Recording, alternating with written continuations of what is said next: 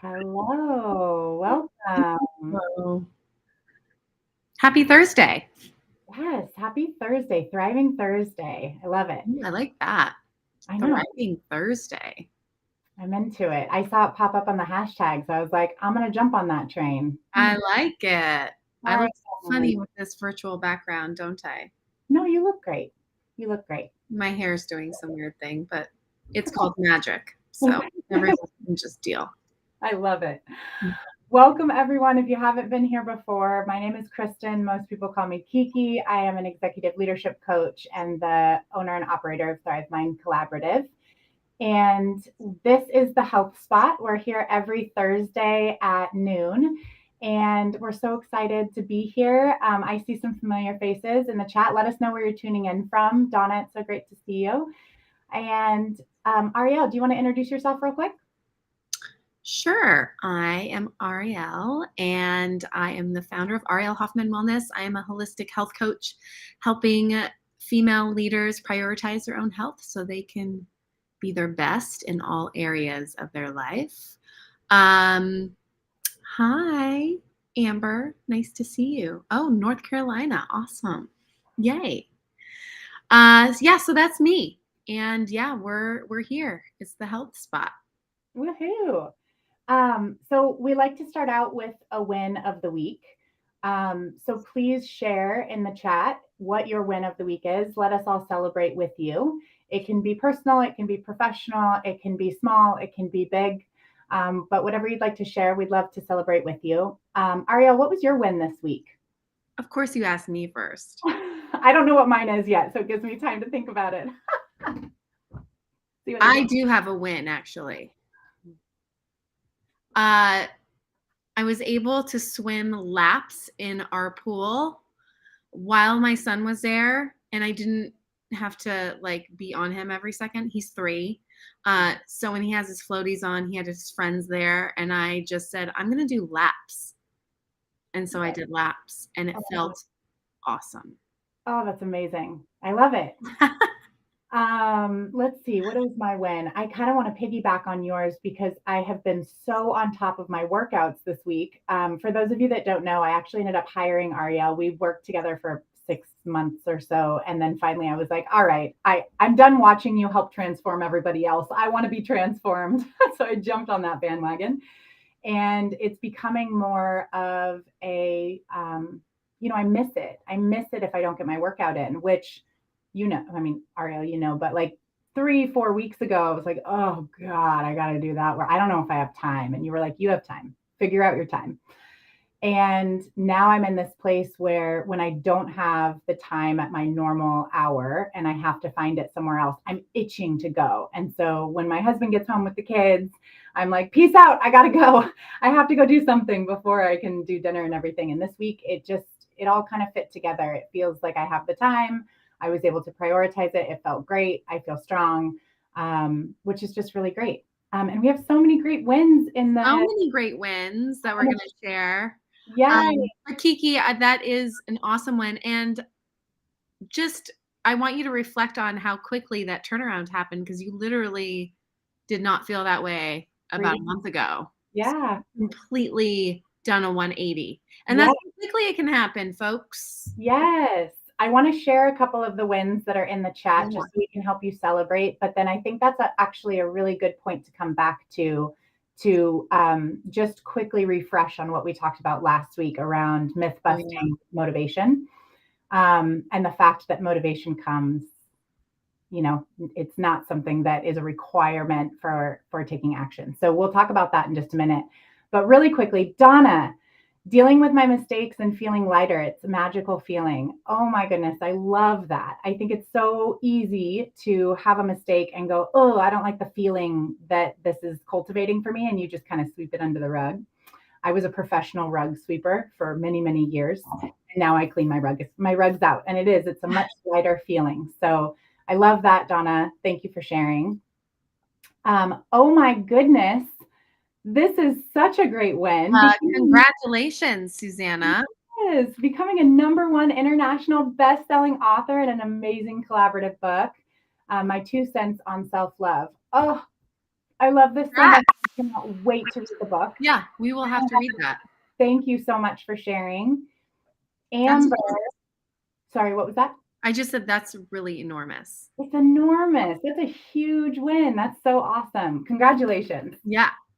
And Amber says, my win, starting a YouTube and podcast with 3 other moms of trans kids on Sunday. Oh, I love this. That's This great. is so I cool. love seeing other people starting their own communities too Yeah. around really essential topics and just creating supportive environments for others. We need more of that. So thank you, Amber. Yes. All right. Well, keep sharing your chats, your wins in the chat, and we will definitely highlight them as much as we can. Last week, we talked a little bit about motivation, and we talked about how we oftentimes wait for motivation to strike for us to take action. But motivation is not a prerequisite to action. It actually is a byproduct of taking action. So, using my win just as an example, 3 weeks ago, taking action to work out, to move my body was really hard. Not because I necessarily didn't want to, it just wasn't my priority. I gained so much more accomplishment if I just stayed at my desk and did all of my work. And I felt so great about that. So it was hard to break free from that. And as I started taking action, 3 weeks later, I'm now so motivated to work out, to get that movement in. And not only am I motivated, I'm inspired. I'm excited. I want to do new things. I have all these ideas. Now I have a list of these different classes I want to take. And it's so much more fun when you're motivated. And we all know that. That's why we wait for motivation to spark until we take action. But you can take action without motivation. And so that was what we talked about last time. Ariel, do you want to add in any other comments around our discussion last week and your experience? I know you've had so many of these kind of mindset shifts. You help your clients with that mindset shift of how do you get yourself to take action even when you don't want to? And you also shared that as a health coach, as a fitness and nutrition guru, there's times when you don't want to work out, or there's times when you're like, I'm going to eat that donut, you know? And so I love that concept of knowing yourself and learning how to use what it is that how you take action and use tips and tricks for yourself and customizing that for your clients. Yeah. Well, just to kind of piggyback off of last week, it sparked my newsletter article. If you're not subscribed to my LinkedIn newsletter called The Health Spot, please do so. I basically wrote a piece on this. Kiki inspired me to write it with our little trip last week. But yeah, I mean, it's really common to think that you need motivation first, and motivation is a feeling, and that can come later, you know? Anyway, we talked a lot about that last week in our last episode. So if you missed it, definitely watch the replay. But yeah, I mean, I also do think it's important to find out along that journey what does motivate you. And I think that does come, but not to rely on it. Yeah. And yeah, we have to, that also boils down to listening to ourselves and listening to what our bodies are telling us, what our brains are really telling us. And, you know, the body is smart. It's actually smarter than we give it credit for. And like all these systems that we have are magically working together every single day. And, you know, we've learned to push those signals down and we try to ignore it. And then your body responds. And if you're ignoring signals for too long, your body will respond, most likely in a negative way. So it speaks to you. And that's one of the things that I teach my clients how to do. And that's where transformation starts, is learning where, like, who you are, what your body is saying. And we've all done it. We all have ignored it. I mean, I can come up with countless examples in my life where I did the same and I got injured really bad and didn't work. It didn't work, folks. Yep. Mine was burnout. It just wasn't moving, and I was pushing, and I wasn't listening to my body. and burnout was the result. And it took me a few times to learn. But Yeah. I liked what you said. If I were to summarize that, self-awareness is the first step of transformation. And I love, it's not just self-awareness up in the cerebral space, but also listening to your body and all of the wisdom that your body holds. If you practice tapping into that, it can sound woo woo, right? Like you're listening to your body. But honestly, this whole new world opens up. When you start listening to your body, you start to really understand what it needs, why it needs it, how it needs it. And you can customize your approach, which I think leads really well into our Mm. topic of today. You want to introduce that for us? Do I want to? We're still getting used to this LinkedIn Live thing. Is this number 3? I was just wondering. Yeah. Our third ever LinkedIn Yeah. Live. And if other people have joined in and have arrived late, please say hi to us. What were we talking about today? We were talking about customization. Customization. So yes. Yes. Mm-hmm. I guess the topic that we were talking about right before we jumped on here and what we got in a discussion about was I was listening to a podcast, and the guest is a nutritionist and doctor. And I always love listening to podcasts like that, especially when it does have to do with my wheelhouse, because I'm always learning. And I think that's really important to always be learning uh, as a professional. So professionals who kind of stay in their little box and never expand, I always say question those professionals, because we should always learn and things are always changing and you have to stay on top of that. So anyway, this doctor was talking about the different diets that are out there and why it doesn't work for most people, and why it signals this yo-yo effect. And that's one of the things I deal with in my practice is, a lot of clients have tried everything and nothing worked, or it did for a short period of time and then it stopped. And this doctor also went into kind of how, because of the rigidity set by all of these diets, it actually puts more pressure and has the reverse negative effect than you really wanted to have. So it's like you think you're losing weight, and maybe you are, or maybe you're getting some results, but they're short-lived because you haven't really, you're living by somebody else's rules, and you've, without any rhyme or reason to it, hoping that it's going to get you this result, but you're not really able to sustain it because most of those rules don't apply to you, or it's too hard to live up to every day.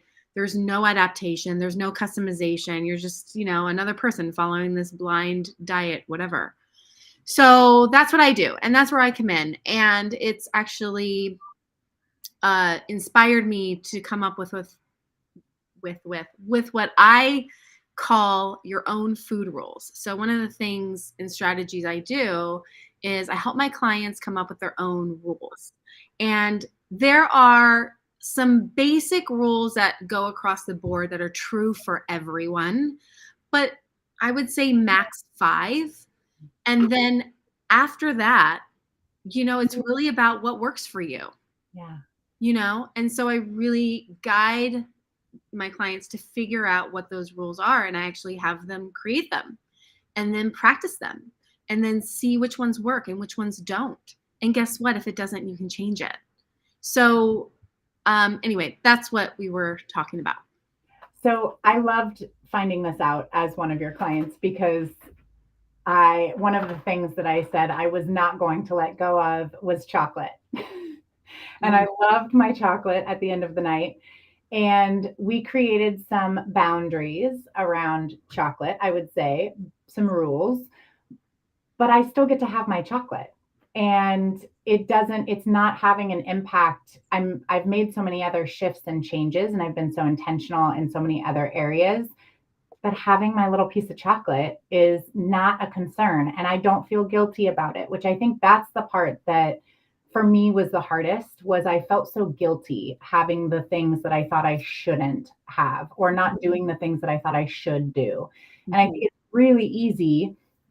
We imitate other people. There's a study on this and I should look it up. Oh, We yeah. should talk about this. But imitating as humans, this is what we do. We've learned how to do it since we were kids. You think about a child, you can tell them all day, this is what you're supposed to do, right? Yeah. But they're going to do what they want to do. Number one, I've No. learned about kids. And number two, they're most likely going to model what, or they're going to do whatever it is that you're modeling. And so I've noticed this in my own kids where they say something or they react in a certain way. And I'm like, oh, that's not the best way to react. And then I'm like, oh, shoot, I react that way. Mm, And it's this moment. This is why kids are our greatest teachers, right? Like yeah. they help cultivate growth in so many ways. But I was just talking with a colleague the other day who was talking about wellness. That was the topic of the conversation. And she mentioned to me, I hate it when people tell me I need to slow down. Hmm. Like if I feel like I need to slow down, I will slow down. But when someone tells me, hey, you have a kid, you have this big corporate job, she's a high level executive, she's a rock star, and she goes, I don't want to slow down. I like going at 120 miles an hour, and that works for me. And wellness doesn't need to be in a box of like, this is exactly how you do it. Right. And I think this kind of ties into what we're talking about, where customizing it for what works for you. People ask me all the time, I do grounding sessions, they're like 2 minutes of a grounding moment in all of my coaching sessions with executive leaders. And it's funny because when I shared it at the very beginning of what to expect, there's always a couple leaders who are like, oh, great, a grounding session, fantastic. Now I have to do that. And no one has ever, and I always give people the option, you have to do it at least 3 times with me. And after the 3 times, if you hate the grounding moment, let me know and we won't do it in the sessions anymore. I've never had anyone take it out of the session, ever. But what I've gotten asked before is, oh my gosh, how much do you meditate? You must have like a great meditation routine. Like how often do you sit down and, do these meditations? And I was thinking about it. And at first I felt a little guilty because I was like, oh, I'm not sitting down and doing 30-minute meditations. That's not what I'm doing. And I thought, oh gosh, am I projecting something that I'm not actually doing? Am I a hypocrite? And I started thinking about it, and it was, for me, I started to realize there's these micro moments throughout my day that I meditate. They are not 30-minute long meditations. It's hard for me to sit for a full 30 minutes to do anything, let alone meditate. And so I find sometimes I do, sometimes I need it and I can tell that I need it and I will do it. But those micro moments, that's what works for me.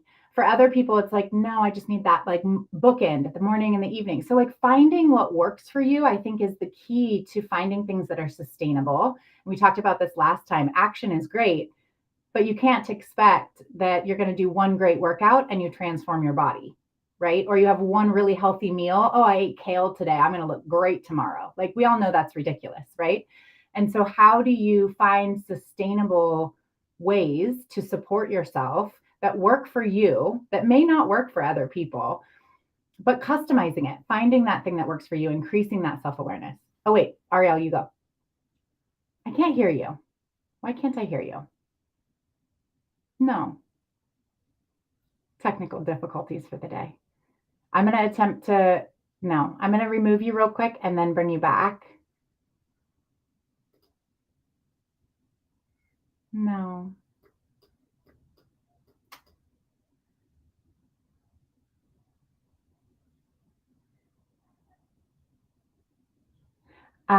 Bear with us, folks, as we figure out some technical difficulties here. In the meantime, I'm going to share Amber's comment here around micro meditation moments. I'm too ADD for a long session. I often do 4 to 5 mini sessions throughout my day. I totally agree with you, Amber. I'm ADHD and I have the same experience. It's hard for me to sit still for a long period of time. And so I had to find something else. I had to find something else that worked for me, whether it was, a 5-minute guided meditation or even sometimes standing out in the sun for a minute and just feeling the warmth of the sun and breathing. But finding what works for you, I think it's so easy to, oh, Susanna, thank you. You can see and hear both of us. Okay, I think Ariel is going to join back in here in just a second. So sorry for the technical moment. But I think this is such a good way to see something about yourself and then make a little pivot. So it's really easy to imitate. You see someone else who is doing what you want to do, or maybe they have the body that you want to have, or maybe they have the business or the organization that you want to develop. And it's really easy to look at what other people are doing and say, okay, I just need to do what they're doing. And I found this with programs too, right? Um, we all get these LinkedIn messages that are like, I can help you make $1 million in under 30 days. And you're like, okay. My proven method, right? And then if it's a frame, oftentimes those frameworks are so specific and it's like, you have to do all of these things and you have to do them consistently. But oftentimes it doesn't give way to is your own preferences and what works best for you. And those really successful people, whether it's successful in, fitness or successful in leadership or successful in business, whatever it is, oftentimes they're finding what are they really good at? What are their superpowers? And they're doubling down on those superpowers versus looking at all of the things that maybe they're not good at, or maybe are their weaknesses and really focusing on those. Not to say that we can't shift our weaknesses, but when you're focused on the things that you're really good at and all of your strengths, it's a lot easier to identify what's going to work for me. And then you can show up in a way where you're not having to go, okay, first I have to do this, and then I have to do this, and then I have to do this, and then I have to do this. You're more authentic.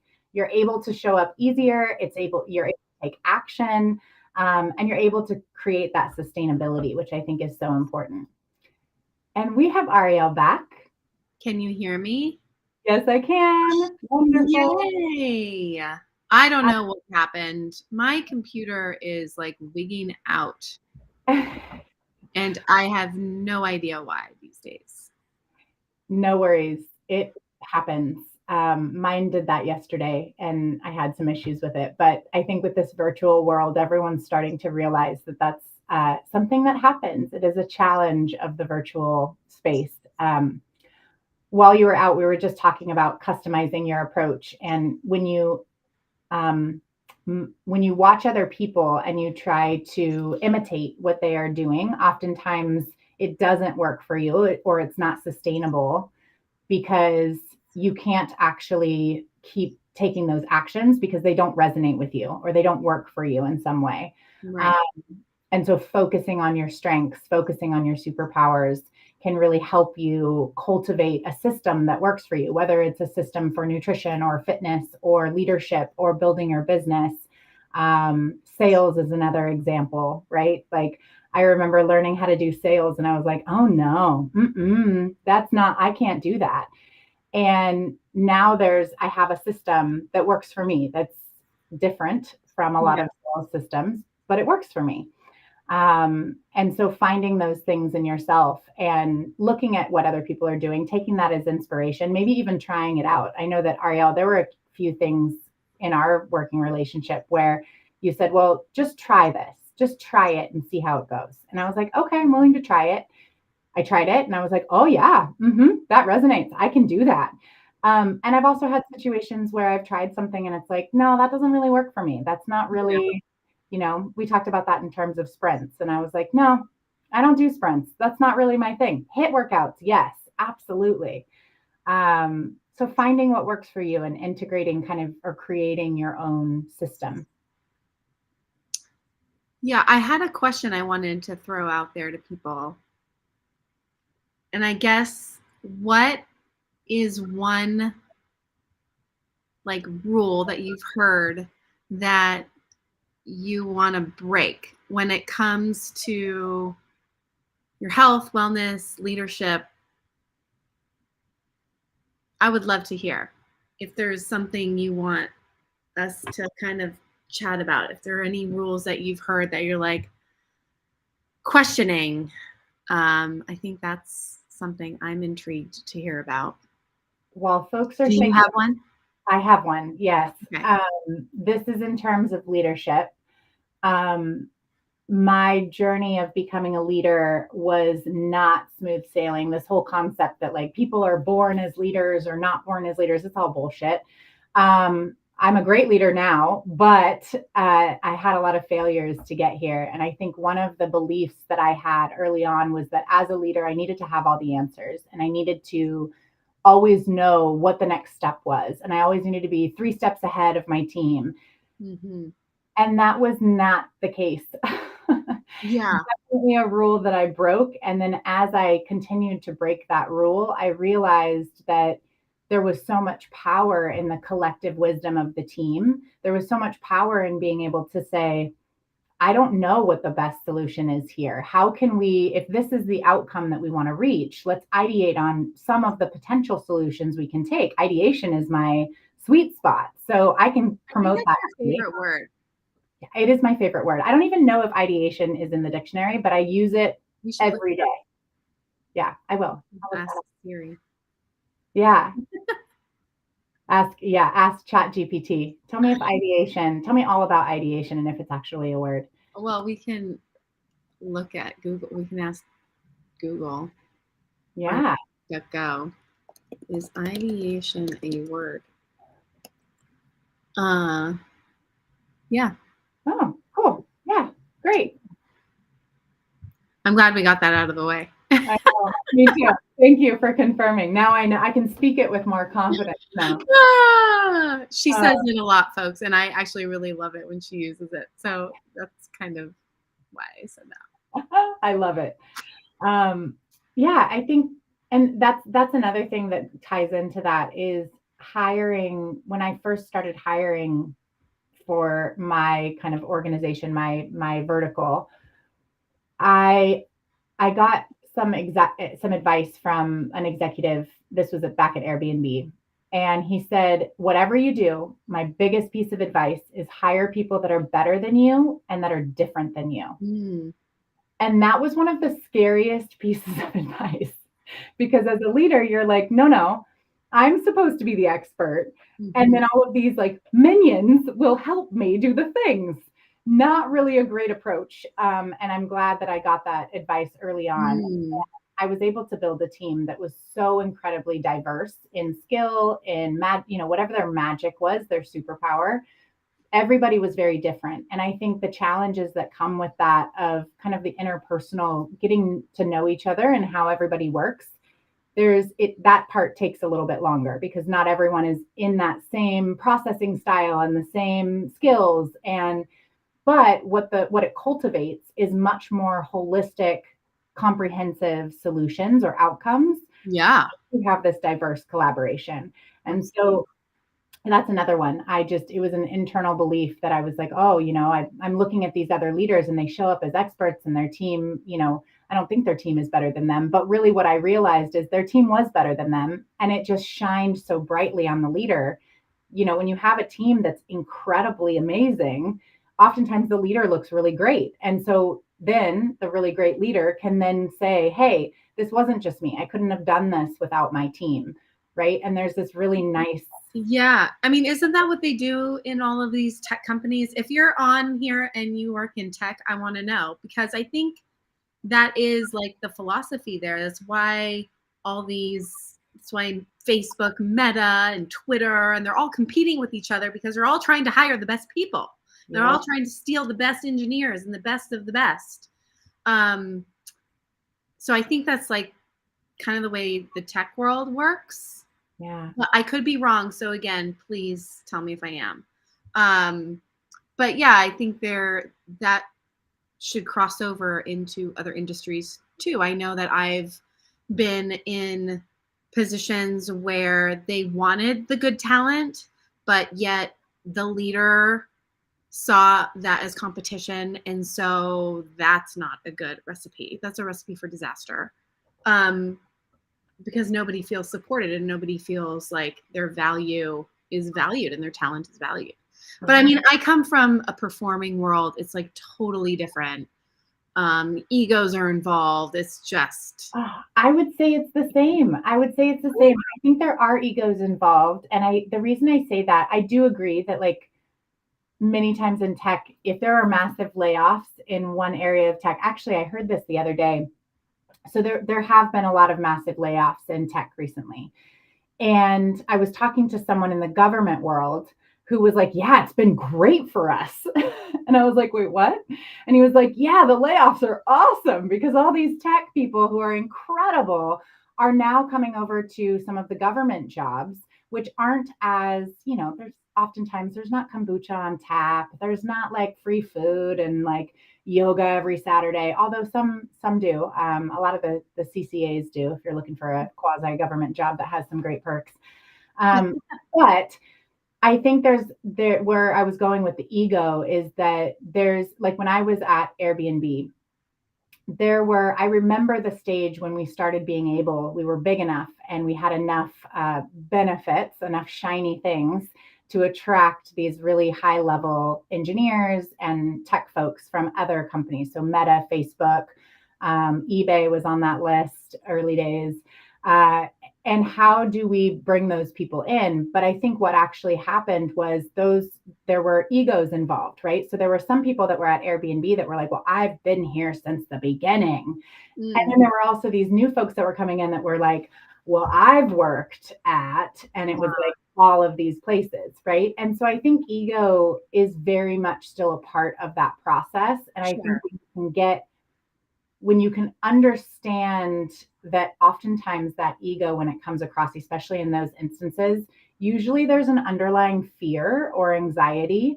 So I know for me, there was an underlying fear that, oh my gosh, I'm a small fish. I was a surgery scheduler before working in tech, right? And so it was not my world. And when these big fish started coming in from eBay and from Facebook and from Twitter and yada, yada, it was hard for me to, I was scared, there was a fear there. There was anxiety there that I wasn't going to be good enough. And I think if you fall into that zone, it is a recipe for disaster versus if you can kind of swallow that ego a little bit and go, what can I learn from these people?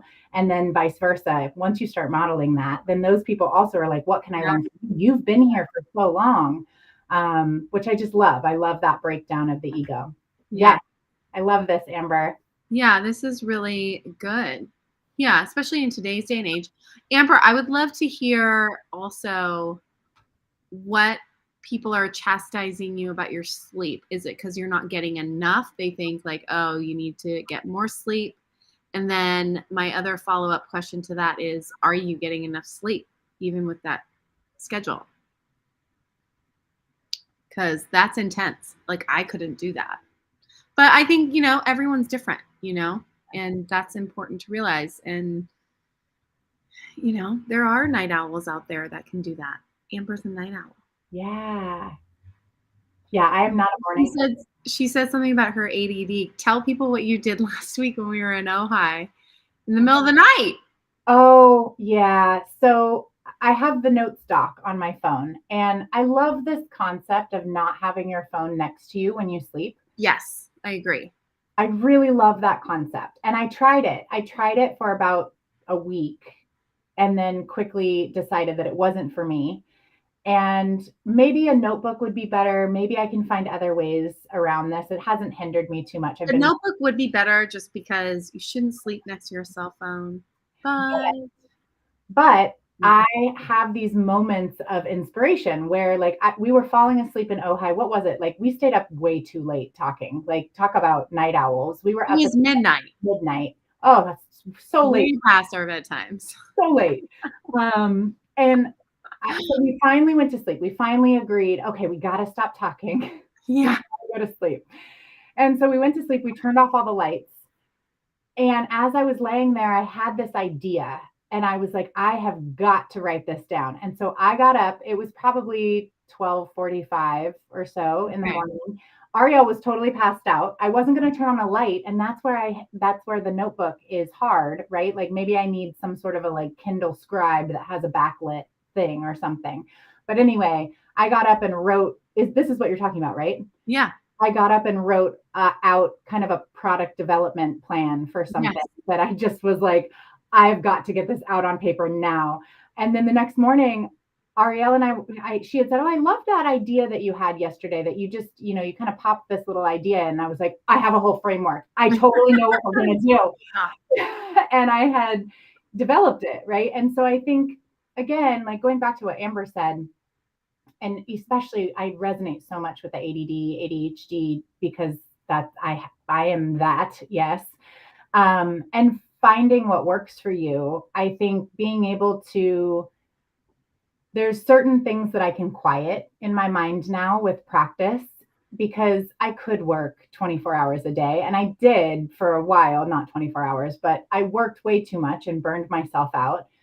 But how can you, if there's an idea or if there's something that you have, I do this in my calendar as well. So if I have a specific idea for something and I know, okay, on Mondays I write my LinkedIn posts for the week and I get them all prepared.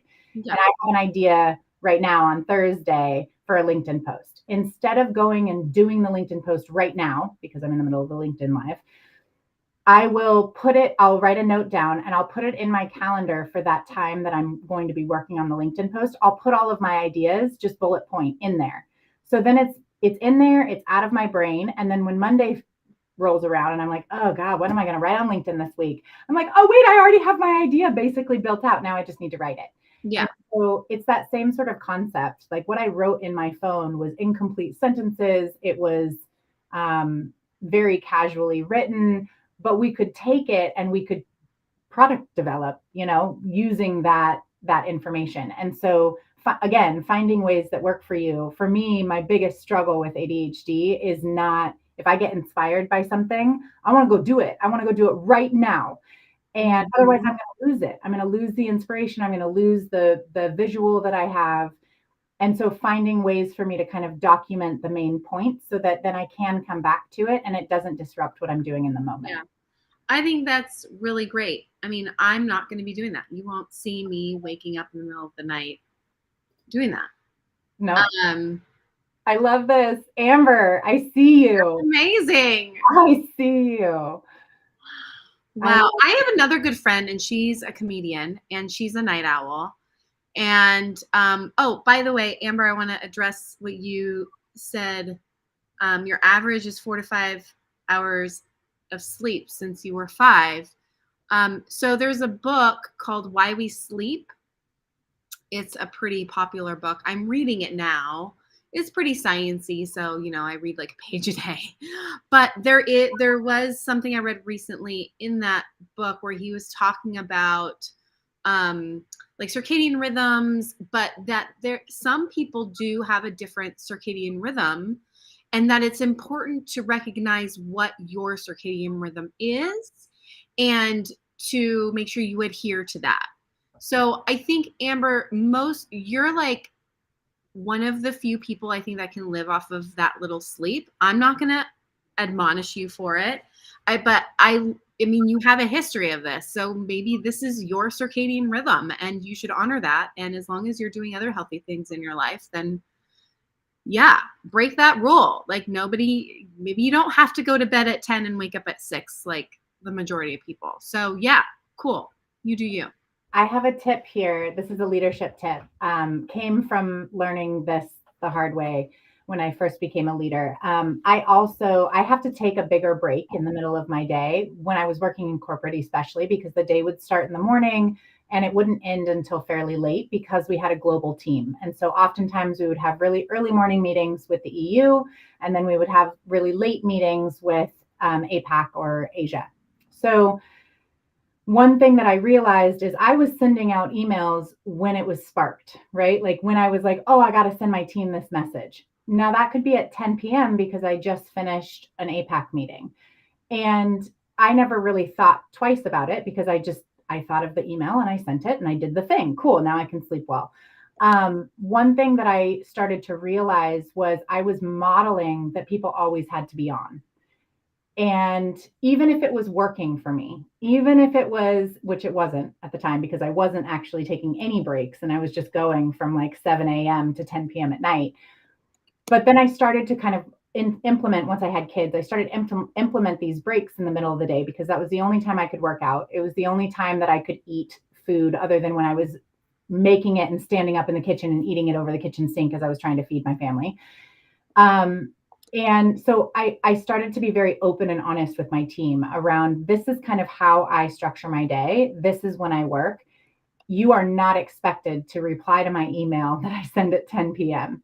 or that I send at 7 a.m. Reply to it at 9 when you get in, right? And so I had to kind of create this designed alliance with my team because we did all work so differently. And Yeah. so we had to identify, how do we collaborate together Yeah. when we work so differently?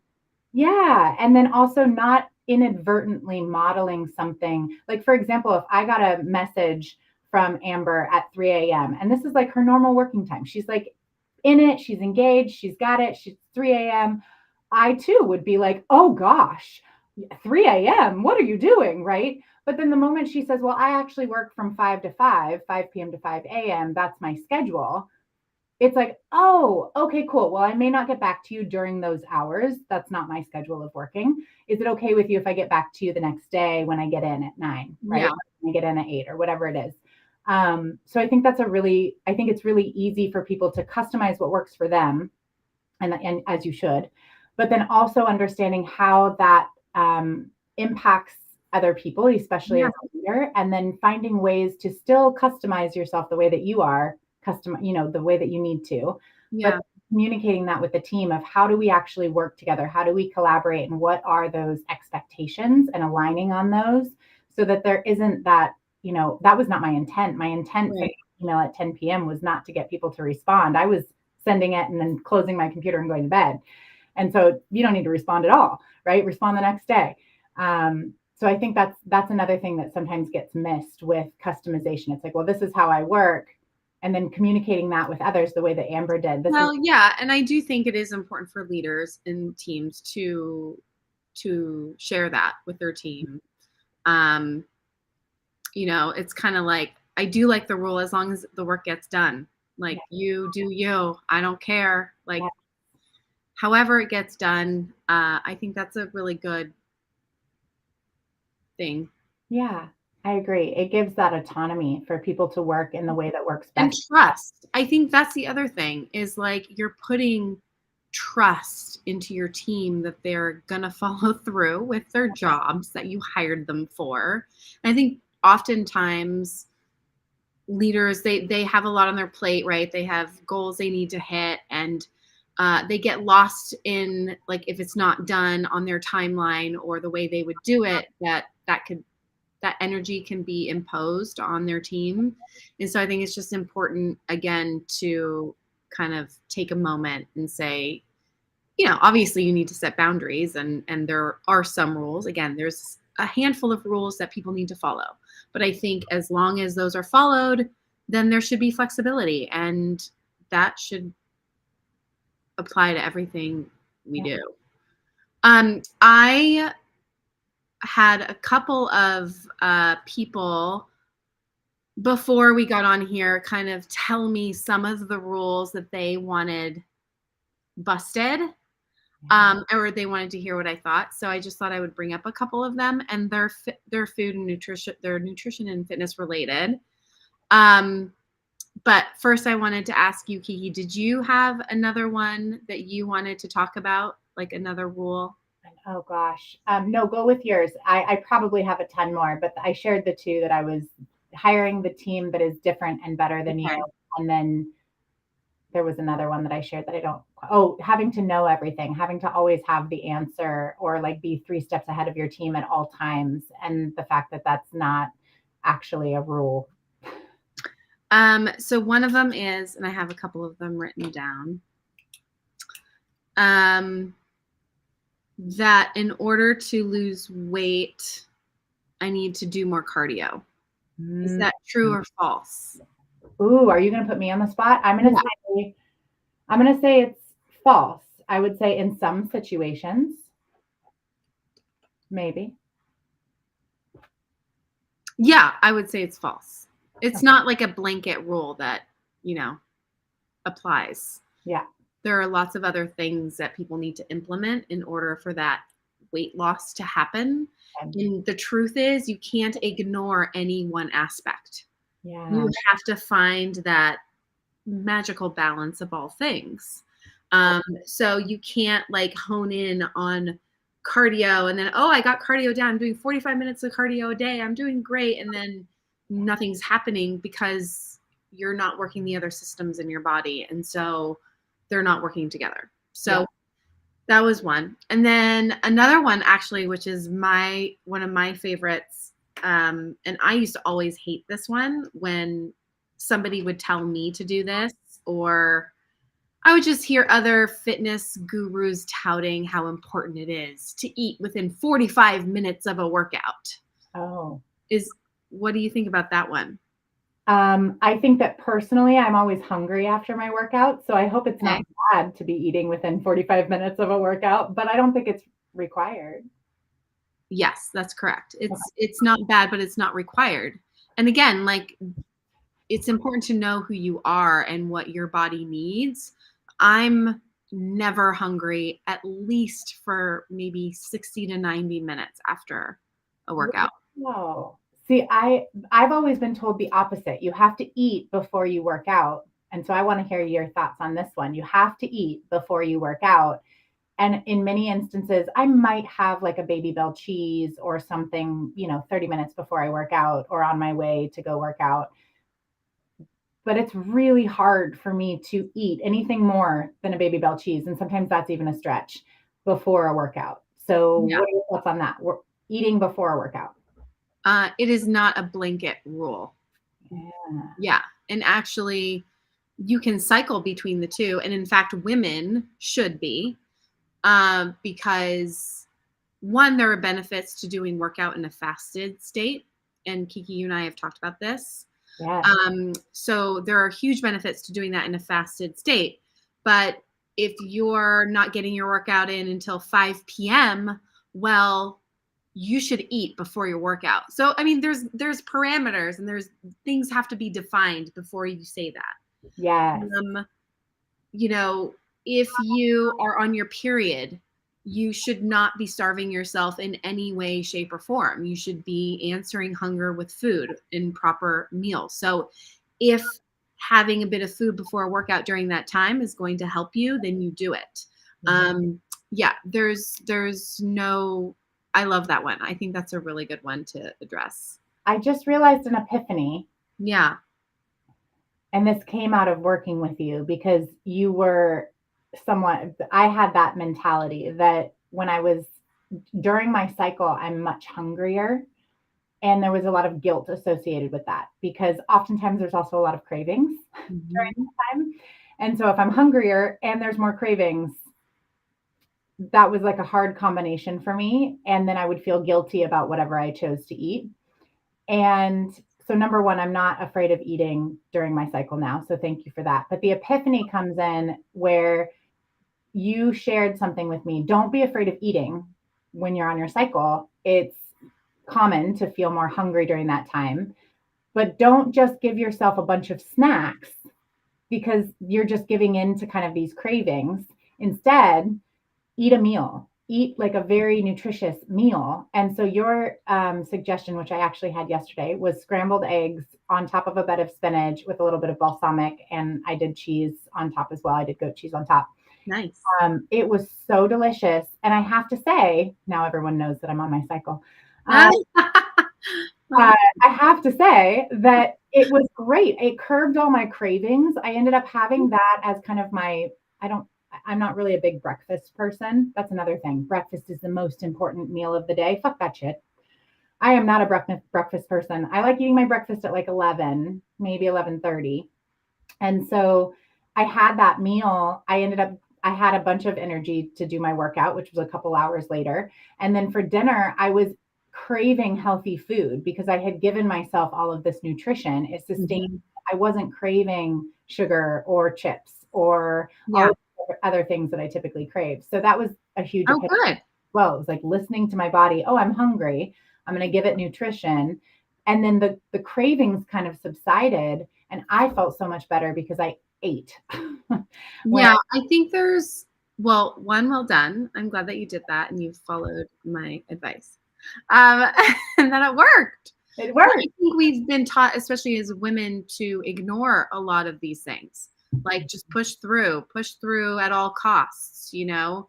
And then you say you did deprive yourself of that meal, and then you go to the snacks. The snacks tend to be more craving associated, which is like craving bad things, right? We want the sugar, the bad things. And so yeah, I think that that is really important to recognize, is to not just push through what your body is telling you, which is why you can create a rule like that, is because you can now see the positive result that has come of it. I love that. Break fast no matter what time it occurs. Yes. Yes, Susanna, amazing. I love that. Amazing. Well, we are coming up on the end of our show Mhm. today, Oh the my end of our gosh. time today. I know it always goes by so fast, and Yeah. I know that you and I can talk for hours. But I'd love to hear from the group, if there's anything that you took away, if there was any epiphanies that you had during this session, if there was any moment of, oh my gosh, I think I have this belief and I can break that and I can create my own rule around that, whether it's food related, exercise related, leadership related, business related, whatever it is. If there's any epiphanies, please do share. And I also realized Gianna is here. If you're still here, I just wanted to say hi. I mentioned you at the beginning of this session, and some of the conversations that we've had around wellness and the blanket statements of, oh well, in order to have wellness, in order to do self-care, you have to slow down. You have to, do all of these things. And creating your own rules is so much better. Finding that way of going, we talked about it in terms of driving a car at 120 miles an hour and being able to put the cruise control on so that you have a minute to look at the scenery around you, or you have a minute to change the radio station because you're not completely, you have kind of that cruise control on. And that can be a version of self-care versus, oh, I need to pull the car over and take a, slow down. And what is that, what does wellness actually mean? I think wellness in general is such a buzzword. Yeah. It's so easy for people to go, oh well, in order to have wellness you have to do all these things.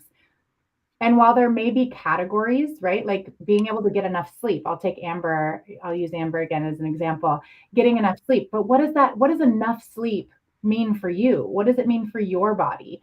And I talk about this all the time with my husband because he can live off of 5 hours of sleep and he's totally engaged. He has all the energy in the world. He's so energetic.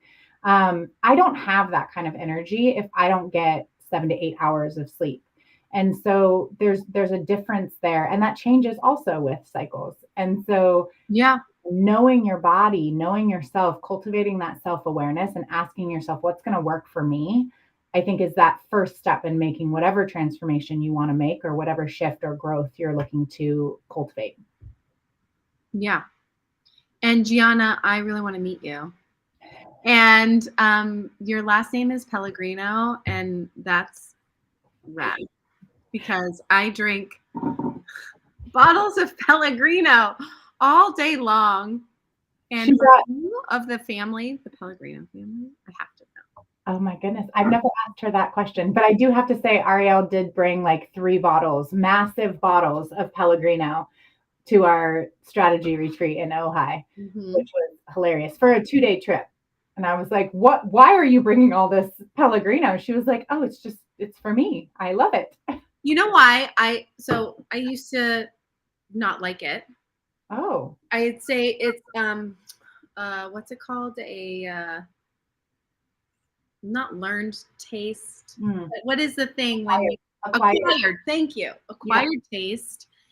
And now I can't live without it. And it also makes me feel really fancy because I don't know, there's something about, and like I just love the kinds of bubbles that are in it. They're tiny bubbles. So like I don't like the Soda Stream bubbles. I like the Pellegrino bubbles because they're a lot smaller. And it's also my party trick. So when I am at a networking event or I have a lot of kind of social engagements during the week, but I don't want to have a glass of wine and I don't really want to have any alcohol, I get a glass of Pellegrino. I always ask for sparkling water. I put lime in it, and nobody asks me any questions really, but if somebody does ask me what I'm drinking, I don't feel like going into why I'm just having water. I just say, oh, it's vodka soda. It's the perfect drink. And so it's like a great cover. Yeah. So anyway, that's my tip. I love it. I don't actually do Pellegrino, but I do sparkling water with just over ice with a little tiny bit of apple cider vinegar. Okay. And the apple cider vinegar makes it kind of taste, it's kind of like kombucha. It kind of has that alcohol-y type taste because I think there's like a craving for me, right? Especially after a really long day. It's like, I just want like a nice, refreshing drink. And it's the best way for me to make mocktails is you just add like a little tiny bit of that apple cider vinegar and it gives you the same kind of taste.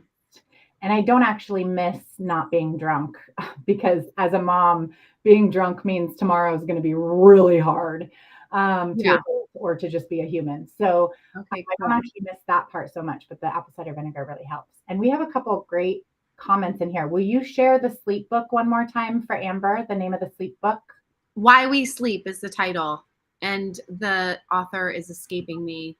Walker. I think it's Matt Walker. Amazing. Yes. Yeah, Matthew Walker. I just want to show what Susanna said. I'm all for changing the rules as I'm not the same as everyone else. I can't fit in the boxes others tell me I should be in. I love this concept of like, don't should yourself. I've heard that from someone else. I'm going to borrow that momentum. The things I should do just because they say so. I'm all in for being our authentic selves and moving beyond boxes. Oh, I love that.